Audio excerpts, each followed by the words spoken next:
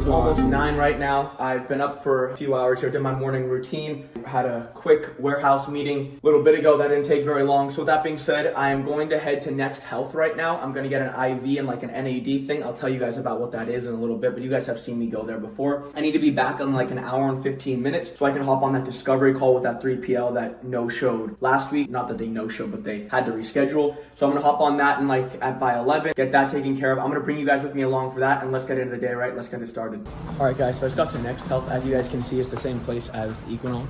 Whenever it rains, the stairs never work. I set an appointment for 2:30, but I'm gonna come in now. I wanted to get it in before this call. So let's see here. All right, I'm gonna see you guys inside. All right, guys, so we just got here. They're taking me, it's like 9:30 or so. Gonna do this quick and then gonna get out of here and go to that discovery call. How are you? Good, how are you? Good, how's it going? Good. The super immune and the NAD in there, right? The new test is how fast I can go. I should be good, right? By 10:45? You'll be out of here by 10. Oh, nice. Because I guess the 100's not that much, right? It's not bad. Like, if it was me, I'd be out of here by 10. Okay, cool. The veins help, I guess, right? It does. Yeah. I feel like in the morning it hurts more. Yeah. I had 2 big needles placed the other day right here and here. Oh my god. For what? It was so painful. I was like, is that what I do to patients? And they're bigger needles than... They're huge. I feel so bad for all of you guys because I just realized that that's what I'm doing to you. Thank you. Alright guys, we're just getting started. Alright guys, I'm going to do this. I'm going to respond to a few emails and I will get back to you guys in a second. Alright guys, so I just finished that. I'm leaving. Oh, it's raining outside right now. I'm going to head home. It's only like 10 right now, so we're good in terms of timing. I'm still fasting. I'm like over 60 hours into the fast right now. I want to say it's 64-ish or so right now into the fast. And I feel honestly super fine. I don't feel bad at all. Not that I would ever feel bad, but like I don't feel hungry. I think it's a lot has to do with the nights. Like at night is when the hunger kicks in a little bit, but then it's not that bad. You just got to get up. Like after like the third day, after like hour 48 or so, you just got to get up, and that's a huge thing. But I got to get home for this discovery call here. Those IVs too make you feel good. They help a lot, a lot, a lot. How are you? Good. She looked very nice. The IVs help for sure. I get NAD, and NAD is supposed to like help with like cell recovery and basically to help you live longer. And I make this joke, but I'm actually super serious when I say that I want to literally live till I'm 150. When I forget to put my parking pass on here, they give you this violation thing. Whatever.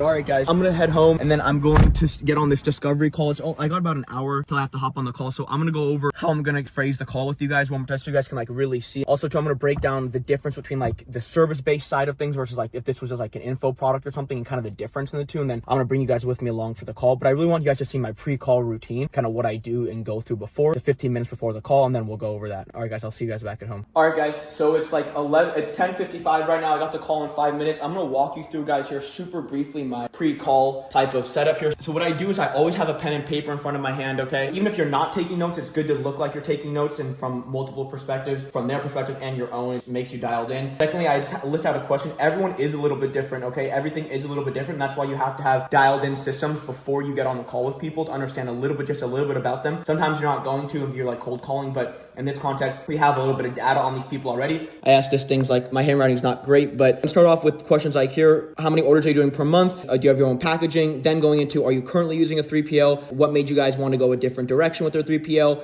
How long have you been looking for? How has that been affecting your business? All those kind of things, right? You guys, so all those kind of questions, those open-ended, broad questions to get them understanding where they're at now, what their pain points are, then, going down the line. So the first questions are more so just to figure out who they are to see if we're even a good fit. Like, hey, do they meet the minimum order requirements per month? And then go from there. And then, as you guys will see at the end of this call, I'm going to phrase it. I'm going to say, hey, how the next steps usually go is that we're going to book a time for you to come into the warehouse, check it out. If it's a good fit for the both of us, after that, we will go on to figure out how we can help and to make sure we can help, etc. I'm going to walk you guys through that just to get you guys an idea. You'll be along on the call with me as well. And I want you guys to notice how I kind of roll with things, and things can go a little bit of different directions and things don't always go as planned. You have to take control of the call. And especially when you're dealing with bigger companies, it's important that you are controlling the call to your best of your ability and everything like that. So that being said, you guys, I'm going to hop off here for a second, get on the call, and then I will see you guys on the call, okay? Vega, how are you? Going good. I'll be in New York tomorrow. Nice. What are you doing over there? There's a conference called Don't Die Summit. So Brian Johnson He had a Netflix series. Conference kind of like ties into that Netflix series. It's a big deal to be exhibiting there. Awesome, very nice. Do you follow Brian Johnson? Personally, no. It's hard to keep up with all the influencers, and I really try to disconnect from the social media stuff after work. Absolutely. So I know, Vega, I know you're busy and stuff, so are you cool if we just kind of jump right in? I know you got a bunch of stuff going on. Yeah, for sure. I'm more than happy to. I'm pulling up our fulfillment numbers that we put together. Awesome. So I like to preface these calls with the idea this is more of kind of an if call, just to make sure that we're a good fit for each other and if we can even help from a results standpoint and a culture perspective. And if all goes well at the end, we'll go over how we can help. That sound cool? Okay, perfect. Cool. So quick question for you already. How many orders are you guys currently doing a month, you would say? Right now in a good month, we're doing about like over 900 orders, but we've grown 2x every year. So we see those orders just continuing to increase on average. Very nice. And where are you guys currently selling through? Mainly your .com? So we are wholesale and we're also B2C. We are looking at doing distribution this year though too, so that will also come into play. Right. But majority wholesale and business to consumer. Very cool. So are you guys currently using a 3PL right now? We are, and it has not been a great experience if I'm being honest. Interesting. So what about that made you guys want to start looking a different direction? What's been going on? So I think the first thing is that they actually are tied with our marketing firm. So they were recommended through them and they have business relationships. So it's kind of souring the marketing relationship if I'm being honest. So we decided to start looking elsewhere. I personally have gone in multiple times and tried to help them get organized and suggest ways that they can improve. But as of right now, fulfillment error is above 2%, about 3 now, which is in my opinion high for the industry standard. Absolutely. I'm sure that's affecting your guys' business a little bit. Accountability is a really big thing, and that kind of ties into our idea with Florida of really wanting to nail in and dial in with a few select brands that we align with culturally as well and make sure our visions are aligned. And that's where we really come in, and that's where we're able to kind of ensure that. Yeah, I hear you. Well, perfect. Sounds like I just need to come walk in and see how it looks. Absolutely. Alrighty, Vega. We appreciate your time tremendously, okay? We look forward to seeing you in Florida, okay? Awesome. Perfect. Thank you, Billy. Thank you, Zach. See you guys. And that, my friends, is how you do a discovery call. Let's go. She's gonna close. Okay, so I'm gonna send her over the quote for pricing and schedule a date. Once everything's said and done, we'll come up with some sort of number based on what I could recoup in a 3-month period for a finder's fee for you. We'll figure that out later. Don't worry. Okay. Yeah, I appreciate the help. I'll keep you updated, let you know how things are going. Awesome, man. All right, brother. I'll talk to you soon. Okay, let me know. All right. See you. All right, guys. So I'm pulling up to the gym right now. I just got off the phone with Zach, the guy that I mentor and coach. He's the one I helped on the sales call right there. The call went really well, which was good. When you guys go over that footage, I want you guys to pay attention to my tonality and the way I phrase things and those open-ended questions, right? Those open-ended questions are super important, you guys, and that's kind of what I contribute a lot of the success of that call to. And then you realize too how I got all that information out of her, right? I asked those questions and I got all that information out of her. I know their pricing, we know everything about them. So that's why it's really important in those discovery calls. You ask those questions and then you go from there and you're able to roll. And that's why when I tell you guys that you have to be able to go out in public and just ask people questions and learn how to roll with those questions, it's really, really important and crucial to success of those kind of calls, all right? So with that being said, I just got to the gym right now, you guys. Right, I'm gonna head into the gym and I will see you guys up there. All right, guys, so it's 2:30 right now. I just left the gym. I would love to have gotten a smoothie or go get some food right now, but I'm still fasting. I want to say I'm 65 hours into the fast right now, a little bit more. Tonight, I'm gonna end it. I'm gonna go 72 hours. I'm not gonna go the full 96. I'm gonna do 72 just because I think that's best and I haven't done it in a while, so I think 72 is better for right now. I did 72 hours, that's gonna be tonight, and then we'll see how I break it. Probably do some coconut water. I usually always break with a protein bar and a coconut water and some peanuts. Probably not the best way to break it, but it is what it is. I'm heading home right now. I'm done with the meetings for the day. I'm going to upload that discovery call for you guys so you guys can see just the discovery call on there as well. And I want to go over something in regard to just sales in general. And when you guys get on that call, I want you guys to pay attention to my body language and also my tones, right? Tones is so important. And so in the community call, something that yesterday that we were going over was the idea of how do you practice, how do you whatever. And one of the members of the community, I was telling them, hey, when you want to go practice, what you do is you go make elevator talk. I like to call it elevator talk. You go and make that kind of talk. You go and then you learn how to ask people open-ended questions and rolling with that, right? And it might take a little bit of time to see the same people over and over and then be able to ask them more engaging questions like that, but you're able to ask these questions and ask open-ended questions, and then you're able to roll from there. And that's a big thing, is you ask these open-ended questions and you're able to roll off of that. And that's literally just what sales is you're able to roll with those questions and roll with that. And that's a humongous part of succeeding in sales, is being able to ask open-ended questions. One thing I want you guys to remember or keep in mind in that discovery call as well, I did the 50% rule, right? I probably did it more than 50%. 50%. I did probably 75, which I like to do, is you have to remember that you're there to get them to open up and figure out their pain points, right? So in that discovery call, if you guys noticed, I literally got her to open up, got all that information from her. I got the pricing, her rates, got what she struggled with now, like what she's struggling with her current 3PL. And that's when I tell you guys that a big part of it, you guys, is ask those discovery questions. So now I have all this leverage and knowledge of when we go to the actual proposal and craft this offer for them,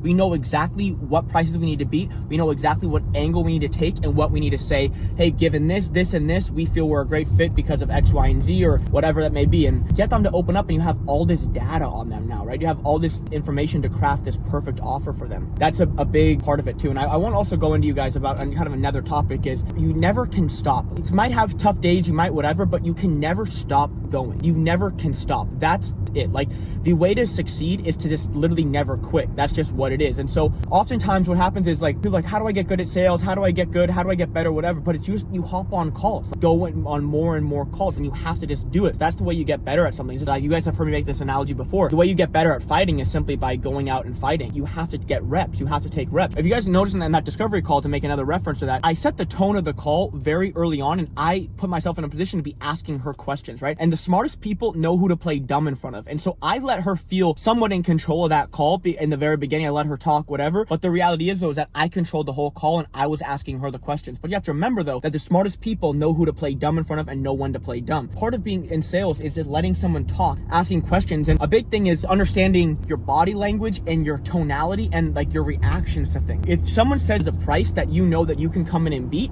it's like, and if you say, hey, what's your price? Very casually. So what's your current rate with your current 3PL? Or what's your current rate with your current service, whatever it may be, right? And you know you can beat that price. And you say, oh, wow, okay, all right, I get it. I said, they're really getting you there. And you guys notice in one part when they talked about their storage costs, I said, oh, wow. I smiled really big. I said, wow. You have to understand that it's literally just two humans talking. And that's what people want to buy and work with people that they like and that they trust. And they want to do the cool thing. You know what I mean? Like, they want to do that and they want to be aligned with people. And if you can connect with people, that's literally half the battle. You have to connect with people early on and find ways to connect, right? And that's a humongous thing, you guys. And so sales isn't like, oh, let me just sell the thing to this guy, whatever. It's just how do I align with this person? How do I figure out what they need? How do I kind of be their therapist in the beginning, figure out what they need, and then how do I help them and align with them and connect with them? Another point, you guys, is not everyone's meant to be, you're not meant to provide services to everybody. There's some people that aren't going to be a good fit for you, and you have to understand that, and that's okay. That not everyone's going to be a good fit, that it's just about getting reps. And then lastly is this idea of tonality and body posture and body language and all those kind of things that really affect the sale, you know, and that really are a big thing. You got to know when to play dumb and say, oh, wow, really? Okay, wow. Whatever that means, you got to know. The smartest people know when to play dumb and who to play dumb in front of. The smartest thing you can do is knowing your weaknesses, right? And knowing about yourself. So I hope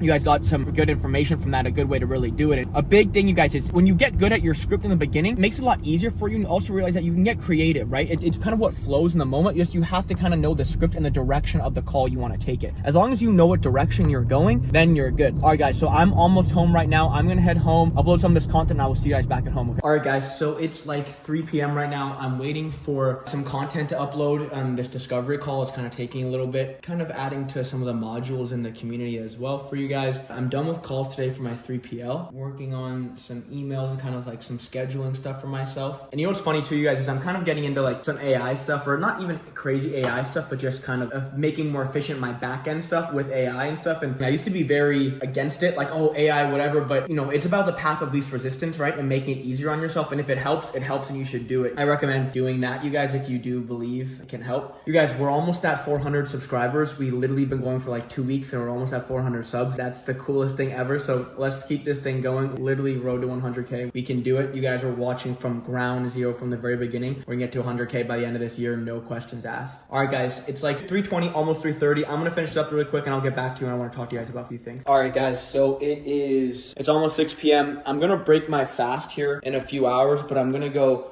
on a drive right now. I'm gonna go, I want to get some more water. I think in like 3 hours it'll be 72 hours, so I'm gonna break that. I usually, like I told you guys earlier, I'm gonna break it with some coconut water and then some peanuts or whatever that is, and then I'm gonna get some food tonight somewhere too. I don't know where. I literally haven't eaten in 3 days, so I'm excited to do that. I wanted to talk to you guys too about something in regards to the idea of like when you're first starting out, okay? And so I'm getting a lot lot of people, quite truthfully, a lot of people like DMing me and stuff and just blowing up. If you just like a lot of people are in there, and I'm talking to this one kid right now, and he's asking me to start, like if he could start or how to start a software business. He said, how much do you think it'll cost for web development, all that stuff? I said, probably at bare minimum 50 grand. And I think that was being very conservative. He said, oh my gosh, how does anyone expect a young kid like me to do that? And I said, well, the reality is no one cares. I think people forget that like no one cares if you're young, old, rich, wealthy, whatever. The world doesn't care. Realistically, we live in like a result-based society, right? And people have to realize that it doesn't matter. And so that's what I've been telling you guys, right? That at any point of your entrepreneurial journey, one of the biggest skills is knowing what's a good business to start. If you don't have any money to spend, starting a software company or starting like a brand, meaning like something inventory based, like a cash flow business, that's anything from like brick and mortar, clothing brand, health and beauty, whatever that, anything direct to consumer brand is going to take cash. You're going to have to really spend, unless your margins are crazy healthier and you have organic push already, like an organic social media following already, you're going to have to spend a lot of cash to get that thing going, from inventory, from marketing, from internal stuff, whatever that may be. You're going to have to spend money. And if you're broke, you don't have that money to spend. So go find a service that you can sell to people. In the very beginning, you want a business that all you have to do is literally spend your time. It's either spending time or money. You have to find a business in the beginning where all you need to do is just spend your time, but you can sell your services. That's what you need to do early on. Like if you do not have cash to spend, don't go start a software business. Don't go start something that takes a lot of money to start up. An inventory-based business, do not do that. Do not go start drop shipping if you don't have cash to spend or anything like that. Like I told you guys all the time, 8 out of 10 idea, an 8 out of 10 business and industry with 5 out of 10 execution can make you some money. If you're in a 5 out of 10 business with a 10 out of 10 execution, it's not going to matter. You're still not going to make much money. So much of the real skill is learning what's a good business to start. And you're going to have to make a few mistakes. So I made a good amount of mistakes early on starting the wrong businesses. I think Abraham Lincoln or someone said, it's like, if you gave me 5 years to chop down a tree, I'd spend the first 3.5 sharpening my axe, which means that you would spend the first 3.5 researching and developing and figuring out what's a good lane to go. Then you'd execute. A huge part of the early battle is just figuring out what's a good business to start, where you should go. That's really what it is, you guys. So with that being said, I hope that makes sense to you guys. Early on, do not go start a business. That's why sales is so awesome as well, because with sales, you can go with no money, you can go start making money. With sales, you can literally go start making money tomorrow with no money in. And that's the power of it, right? And then with that leverage and that kind of cash, then you can go start these other kind of businesses, right? Early on, you have to be able to understand that more than half the battle is just figuring out what's a good business to start, man. Like a lot of people, their ego is so big that they think, oh, how do I do this? The world doesn't care. You have to just figure out a way, anyhow, and you have to be able to not quit. You just have to like be able to be tougher than everybody else and do it. And that's the thing, you guys. You have to understand that like nobody cares. Like if you're young, old, rich, wealthy, whatever, it's either you get it done or you don't. You have to find a way how to do the job. Just to recap this, you guys, if you do not have cash to spend, do not go start an inventory-based business. Even software, anything that's going to take cash up front to start and you do not have any money, do not go start one of those businesses. That's just not smart. That's just not a good idea. All right, guys, like I said, it's like 6 p.m. right now. I'm going to go get some water from Erewhon. I'm probably going to break the fast here in a little bit. So I will show you guys what I break it with and let's get into it. All right, I'll see you guys soon. All right, guys, so I'm in Beverly Hills right now. I'm going to grab the water from Erewhon and then I'm going to break my fast here in a little bit. But I want to talk to you guys about something really quick, okay? And so this is like a common thing that I see so much that I really want you guys to understand is the fact that if you are not willing to invest in yourself in any capacity, you are never going to win. You're never going to break out of your cycle, right? Nothing changes if nothing changes. If you right now have never invested in yourself, why would you expect to get different results if you're just going to continue to do the same thing? I'll never forget when I first started changing my life, I spent so much money on books. Now keep in mind, am I saying that books are going to change your life? No, that's not what I'm saying. I was so eager to spend money because I know if I invested in myself, I would somehow see return on that. And it goes back to this idea of money is energy and money is flow, right? And so you have to get out of this mindset that being cheap about investing in yourself. You have to understand knowledge is the real wealth. The way that you're going to get wealthy is through your knowledge. You have to be obsessed with developing skills. That is what's going to make you worth multiple millions of dollars, if not a billionaire. You have to stop being so stingy and expecting everything for free and then stop being so stingy about self-growth. Like meaning like if you can't go spend $100 on books, dude, you're so not even close. You're not going to achieve anything. If you can't even spend $100 on books, that's just super minimal, you guys. Keep that in mind, you guys. Like be eager, be willing to invest in yourself. You have to realize the wealthiest people in the world spend hundreds of thousands, if not millions of dollars a year on self-growth and mentors, training, any of that kind of dude. Like it never ends. The more you make, the more you spend depend on yourself in terms of self-growth. Like, that's what it is. And Dylan, you have to be able to take away any sort of knowledge from any learning experience. Just stop being so afraid of investing in yourself. And you're hesitant to invest in yourself because you know that you might not put in the work. You have to remember that those who pay attention. Really think about that, you guys. Those who pay attention. And when you pay, you're actually bought in, and you literally have to figure it out. So with that being said, I'm pulling up to Erewhon right now, you guys. I will see you guys after, okay? All right, guys. So I just left Erewhon. I'm at the ATM right now. I'm going to grab some cash really quick, and then I'm going to go to the gas station, break my fast. It's pretty much 72 hours right now. So I hope you guys all one day get to experience the feeling of, in a good way, not eating for 72 hours. And then getting to eat food and anything drinking wise, like that's not just water, feels so good and tastes so good. And from a gratitude perspective, it makes you feel so grateful for the food and everything. Makes you feel very good. All right, I'm gonna finish this up here, you guys. I'm gonna get back to you in a second. All right, guys, so I just got to the gas station here. I'm going to head on in, break this fast finally. This is the place that I took those Instagram pictures the other day, if you guys didn't know. All right, I'm gonna grab this first. I'm gonna grab this. What's up, brother? How are you? And so then I'm gonna grab some peanuts as well. These ones right here. I think that's good. I don't need a protein bar right now. I think I'm just good with that. So the coconut water and the peanuts, and this is how I break it every time. All right, man. Have a good night, all right? Thank you. All right, guys. Time to head home here so we can have our first meal in 72 hours. All right, guys. So let's head home right now to have our first meal in literally 72 hours and literally 3 days. As you guys can see, we've got peanuts. And here's the violation that I got from the parking at the gym because I didn't have my this showing. And look, they don't think that I'm VIP, even though I've been going there for literally 2 years every day. I want to right now have peanuts and coconut water, but I'm not going to. I'm gonna savor it till at home so I can sit down and savor it. So all right, guys, I'm gonna see you guys back at home in a second, okay? All right, guys, so it's like 8:30 right now. I'm about 72 and a half hours into the fast right now. I'm gonna break it. Like I just showed you guys from the gas station, I'm gonna break it with these peanuts and this coconut water. But with that being said, I want to go over a few different sales things really quick before I break this fast and kind of show you guys what I do. You guys have to understand that on a sales call, you have to get that prospect to admit that they have a problem, okay? And this is more so on like the info product coaching side of things. If you do not get that prospect to admit that they have a problem, you're never going to sell them, right? And so that's why you start the beginning of these calls with these going over pain points and kind of being their therapist, as I like to call it, because you need to take them on an emotional roller coaster. What happens is you're gonna get them at the bottom of this roller coaster in their lowest emotional state, and then top of the emotional roller coaster saying, what's your monthly goal in terms of revenue? And you have to get a tangible number that you need them to say an actual number. And then once you get them to say that number, you wanna ask things like, how would your life change if you got to that number? What would you do? When you say things like that, they're thinking like, what would I do with an extra $10,000 a month? What would I do? Whatever. I would quit my job. I'd buy my mom, whatever that may be. But you need them to think that get them there. So you have them here, then you have them there. At first, you have to get them to realize that they have an issue. Okay. You have to get them to understand that they have a problem and that they need to change what's going on, that they need to make a change. You have to. And if you don't, they're not going to be a good fit. You have to get them to acknowledge that they have issues and that they have a problem that needs fixing, right? And so something that I like to refer to it as, you guys, is there's the problem state, identifying, probing type of question state. There's the desired state, and then you start pre-handling objections. You want to be pre-handling objections the whole time, and that's the thing. And so oftentimes what happens is the thing that is why they did not do something is going to be their objection, right? So if you say, what made you want to reach out? Let's just say this. How long did it take you to reach out? How long did it take you to realize you need to make a change? How long do you feel like it's been since you needed to make a change? What made you wait that long? And then whatever made them wait that long is probably going to be their objection. So if you handle that up front, it's going to be way easier at the end, right? So let's walk through it one more time, okay, you guys? So if it goes, let's say the prospect's name is Kyle, okay?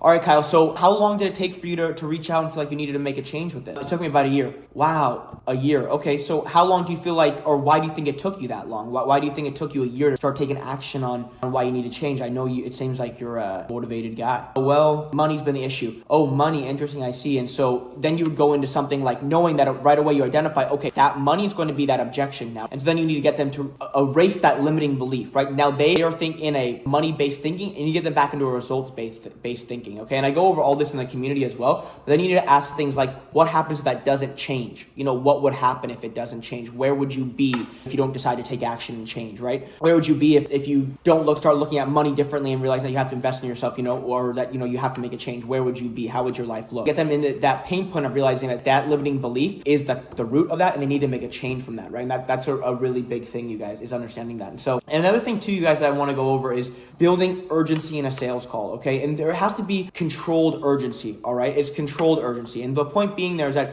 you guys have to realize that no sale is made, I think I told you guys this already, but no sale is made in a logic state. It's an emotional state. You need to get people into an emotional based thinking. They need to get out, they need to feel emotionally that they have a problem, where they want to be. You need to sell the middle and what your service is in the middle, right? So with that being said, you guys, you need to get people to be in a heightened emotional state, in a heightened state, and understand that they have a problem and they need to make a change. So all right, guys, let's break this fast here, okay? So we got the coconut water. I do this one first, 72.5 hours. And I literally do this. I've meditated already once today, and usually when I'm fasting, I meditate once or twice a day for a long time because I really spiritually dialed in. And so I literally just kind of breathe. I feel the gratitude. I feel how grateful I am for food and all these things. And then I go, cheers, you guys. We'll see if I go to dinner tonight, you guys. I think I might just have a big breakfast tomorrow. You know, not put it all on my stomach tonight. Very good. And you know, another thing, you guys, before I started the YouTube grind in the last month or so, I really wasn't like on social media that much. I go back and forth, you know, about wanting to be on social media. And now I've kind of feel like I have this bigger picture purpose that I love, you know, and it means the world to me. And I've always been a private guy, you know, I've always been a quiet, not quiet per se, but a private guy a little bit, you know. There's something I was telling in the community call yesterday too, is that you have to turn on this button, right? And so what I like to do is, this is like a great segue into another sales topic, okay, you guys, is in a pre-call ritual, you have to have something that you do that turns you into sales mode, okay? What I mean by that is, like in door to door, for example, when guys hear that knock, when they knock, guys are ready to go. Like that's like, okay, I'm in sales mode. I'm in beast mode. I'm ready to go. Like this is go time. For me, it's I snap my fingers. And then what I do is when I go into my close, when I start going to my pitch, I snap my finger again. And then when I close them and they're actually paying the invoice on the phone or something or over Zoom, I will snap my finger again. Because what does that do? That's training your brain now. It's kind of like an alarm clock. When you hear your alarm clock, you shoot up, right? Like, you know, like you train your brain, that sound equals alarm clock, etc., right? And same thing goes for your brain in terms of cognitive attachment to things, if you will. And so when you hear that snap, it's ready to go. And so what I mean by that is when you hear that snap and you start closing people, now your brain's gonna think close, right? Your brain's gonna think go time, close, ready to go, let's go, right? When you snap at the beginning of that call, you're in go time. You're in go mode. You know, like your brain's like, okay, in go mode because you're thinking close. Then when you start to pitch, you go snap again because now your brain's thinking about closing and you go in that mode. You know, you stay in that mode, so our mind stay in that mode. And then when you start to close them, when you get them to pay, etc., what happens is you snap again. Now your brain starts attaching that snap to the close, right? And so now every time you snap like that, it's like go time, you're closing, etc. And that's why you have to have this pre-call ritual and get yourself in the zone. And so it's a segue into this, you guys, because you guys can see I could talk to anybody and everybody for hours. That's just, I think, a gift I have, is the ability to articulate myself and speak. But in terms of sales, I had to get over that for a long time. I had to really work on it to be able to get good at like sales in a professional manner. I could talk to anybody always growing up, but it was like tough. I never thought of it like that. And when I thought of it, I used to attach this like weird meaning to sales back in the day when I first started out my entrepreneurial career, right? And so I attached this meaning to it, and then it ruined it for me for a few months. But then I got over it. I said, what am I doing? I said, I have such a great service. I want to give this to people, right? And then I realized it's not about selling, it's about adding value, right? That's why you have to believe in your offer, your service, your product, etc. But with that being said though, it's really important to have those mechanisms to where you know right away, okay, it's go time. You have to go in that mode, right? Because I made this analogy in this community the other day, is that your landlord doesn't care if you don't like to talk or not, or sales, whatever. He needs the rent needs to be paid, right? The bill needs to be paid. Your family needs a new house. You need to go, you know, you need 7 figures in your bank account, whatever it may be. It doesn't matter if you're uncomfortable or not. The universe, the world does not care if you are uncomfortable or not. It's a result-based world. And so my point being is you guys have to get used to like going in that go mode and turning off all outside noise, turning off all preconceived ideas of what you think it is, or if it's weird, or if it's whatever, and you just go into beast mode. You go into beast mode and you go after it, right? And so that's why you have to have those mechanisms like a snap, hit your arm, hit your head, whatever it may be, something that signifies to your brain, I'm ready to go, I'm in beast mode, right? And you have to get over this idea of selling makes me nervous, whatever. When you snap those fingers, you could be a quiet guy on every other part of your life, but when it's ready to go, you're ready to go. When you snap and you, whatever it is that you do for you, you know it's ready to go. It's go time, and you let go all that other bullshit out the window, and it's go time. So you guys got to understand, you know, the being the nervous, the whatever it is, it doesn't really matter, you guys. You have to be able to really dial in and figure out what works for you and be able to do it and have this thing in your brain that turns on and off and says, okay, at this moment, I'm ready to go. And that's just becoming a beast. That's just becoming great. That's part of being great, is this mechanism in your brain that says, okay, I don't care if I'm nervous, I'm gonna do it because I know that's what needs to be done. Pre-call ritual, you guys, have something that signifies in your brain, okay, I'm ready to go. Now, when I snap my finger, when I knock on my table, when I hit the space bar twice, whatever it may be, I'm in close mode, I'm a beast, and I'm ready to go, and I'm gonna close anybody and everybody that gets in my way. I don't care how it happens or what needs to be done, right? And so that's a really big thing, you guys, is find that within yourself and getting past the discomfort. Because no one cares if you're nervous. Nobody cares if you're broke. No one cares if you're rich. No one cares. Literally no one cares. You have to just get the job done, and you need to do whatever it takes to get the job done. That's just all it is. That being said, you guys, have those mechanisms, understand yourself, and have those things in your head that you know what you need to do. I'm gonna finish up this coconut water here.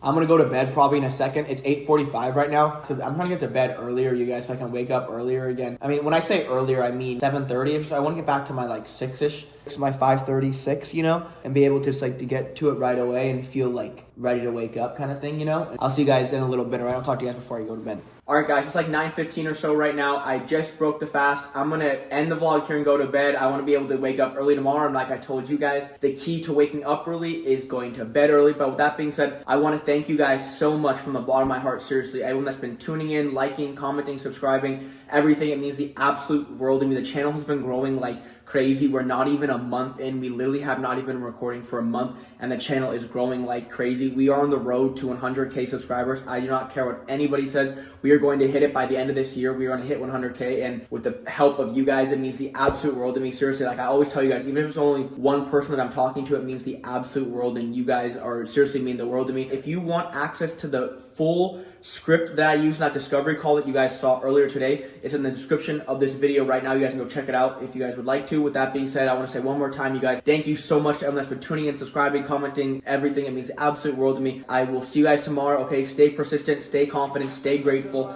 All right, stay humble. All those things, you guys, keep on pushing. It's a marathon, not a sprint. All right, guys, I'll see you guys tomorrow. I ain't seen the sun in 7 days like I've been doing time. That's just how I got the back, get built up when I'm on it.